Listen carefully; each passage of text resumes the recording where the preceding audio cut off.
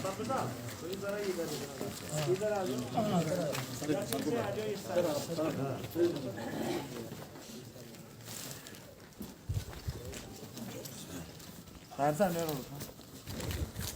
ना इधर सामने बैठ ना ना इधर सामने उधर बैठा तो धरने में बैठ गया ना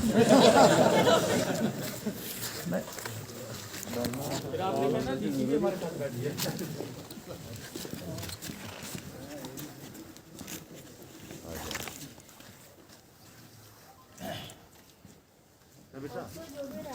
आपकी तरफ से आया मेरे पास सर ऐसे नहीं पास पाए। देखो मैं आपको ये बताऊं, इनके आधे पॉइंट्स पे हम काम शुरू कर चुके हैं, ठीक है। जैसे इनको सीबीवीपी को लेटर्स निकालने, मैंने इस संडे को बैठ के सारी चीज़ें कर ली हैं। तो जो टाइम शेड्यूल है, मैं नहीं कहूँगा कि रातों रात सब कुछ हो जाएगा, वो टाइम शेड्यूल जो है उसके साथ काम होगा। दूसरा ये है, जो मैंने उस दिन भी बात की थी, एम्प्लॉयमेंट के लिए हमें एक कंक्रीट पॉलिसी बनानी, वो हम रातों रात नहीं कर सकते। और सिर्फ ये इस समय जो प्रोजेक्ट चल रहे हैं उनको नहीं देखना, जो आने वाले हैं उनको भी देख के हमें कोई ना कोई एम्प्लॉयमेंट पॉलिसी भी वर्क करना पड़ेगा। वो जो मैंने पहले भी कहा कि जॉइंटली बैठ के हम करेंगे।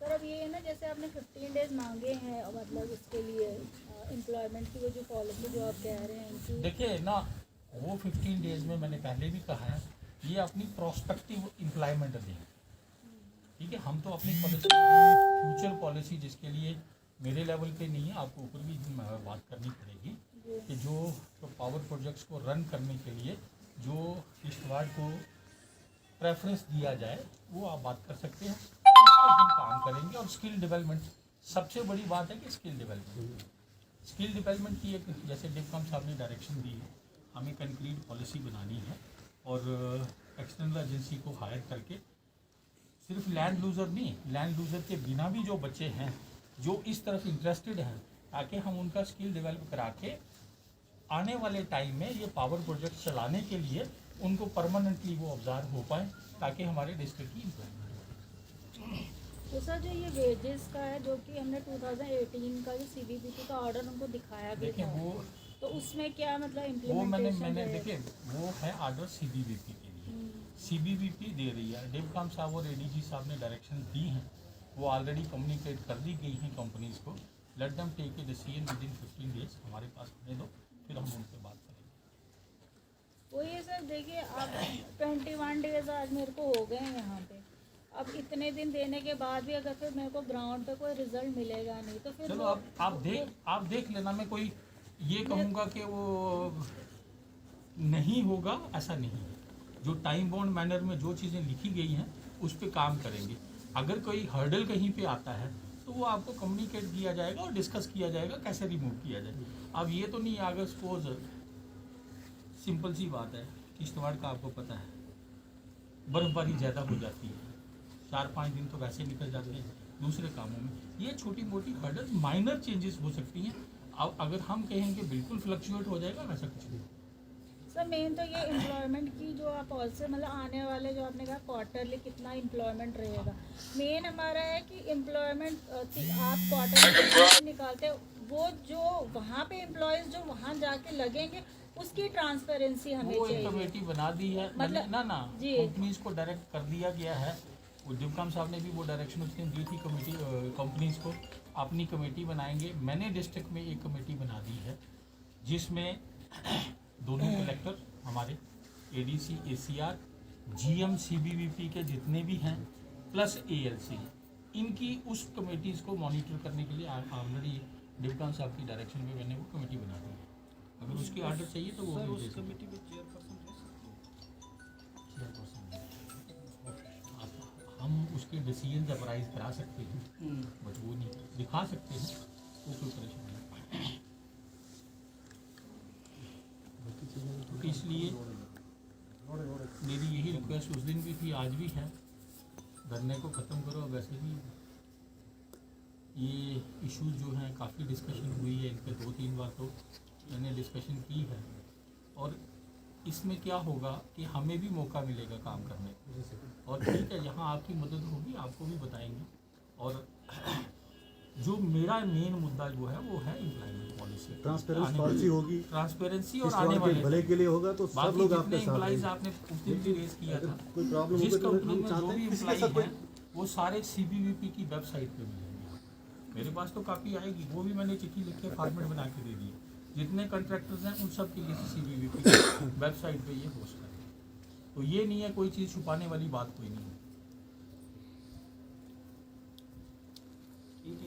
बाकी कुछ चीज़ें मेरे हाथ में नहीं है, मैं पहले भी बोलता हूँ, वो सर वो तो जो मेरे हाथ तक है और under the provision of law है वो आगे भी कर रहे हैं, आगे भी करेंगे, उसमें कोई परेशानी नहीं। सर इसमें वो जो non engagement local as helper था तो जो उनके साथ वो आपने जैसे दिया है ये यहाँ हाँ, उनसे देखो ये एएलसी इंश्योर करेगा as per their existing policy. Basically वो प्राइवेट कंपनी है, हम हर चीज़ उस पर नहीं थोप सकते।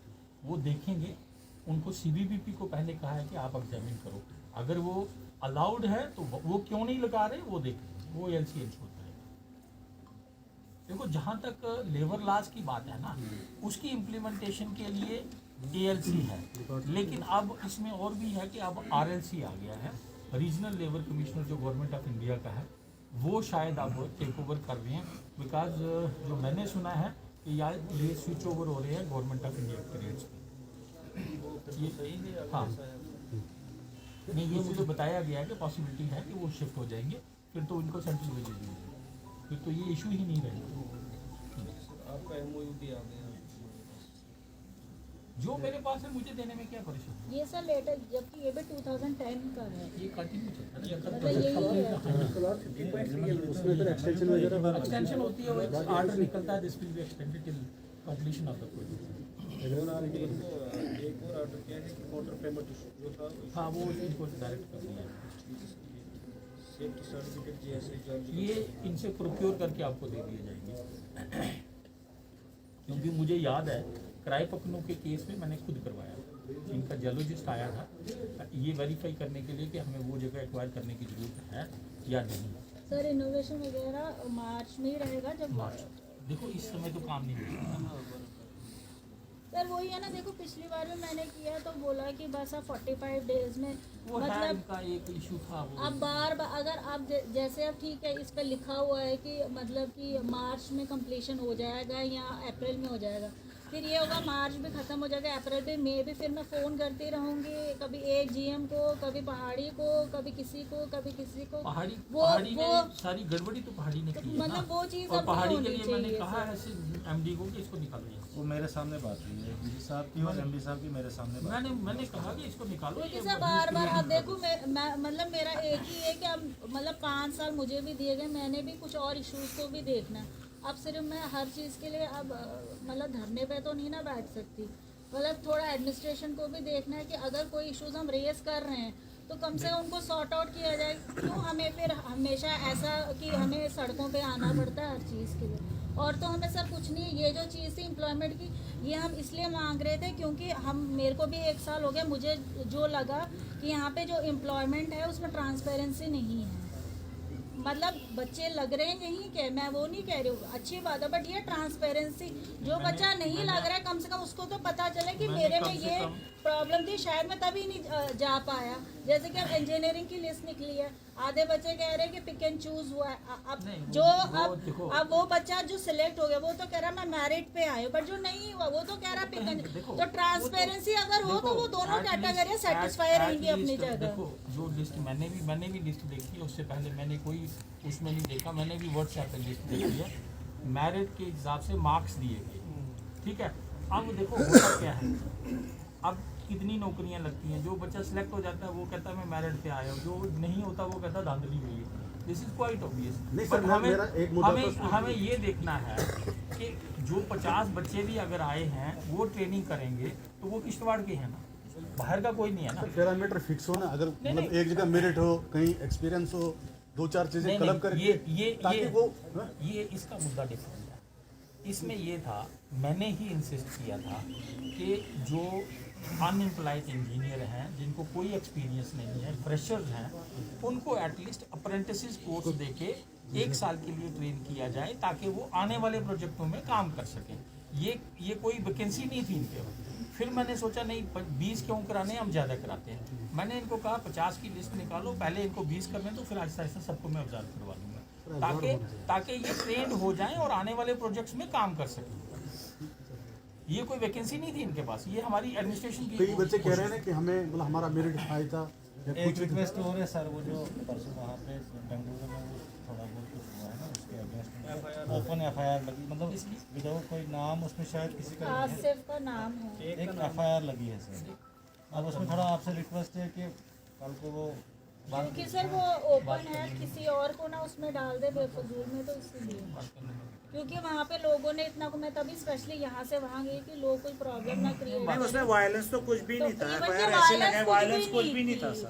अगर जो भी हुआ उन्होंने अपनी जमीनों में बैठ के किया सर, न कि प्रोजेक्ट साइड में किया। वो साइड पे ही थे, बट आप ठीक है, उठो मैडम, ये रिक्वेस्ट उठो और चलो आप।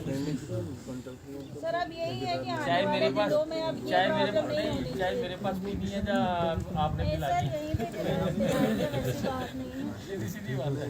बट ये सर कि इन फ्यूचर मेरे साथ ऐसा ना हो, बस मैं यही बोलूँगी। वही कभी चैनल भी से कुछ भी करना हो, एडमिनिस्ट्रेशन पहले एक बार PRS के बीच में कुछ नहीं होना चाहिए, एक क्योंकि डिस्कस दोनों के साथ ने भी सर एक मीटिंग करा मीटिंग करके सर कम से कम ये चीज़ें इन फ्यूचर नहीं होनी चाहिए। पहले एक मीटिंग खुद ले लें। मैंने इसी वजह से पोस्टपोन किया था, मैंने कहा पहले ये हल हो जाए, उसके बाद में उसके बाद ताकि फेस टू फेस हम भी पूछें उनको भी कैसे क्या, अगर कुछ हाँ, थोड़ा अपनी राय भी दे उनके सकते हैं, लेवल पे भी उनकी कुछ हो सुने, पाता है इसमें तो क्या है। कोई बुरी बात नहीं है। कोई इशू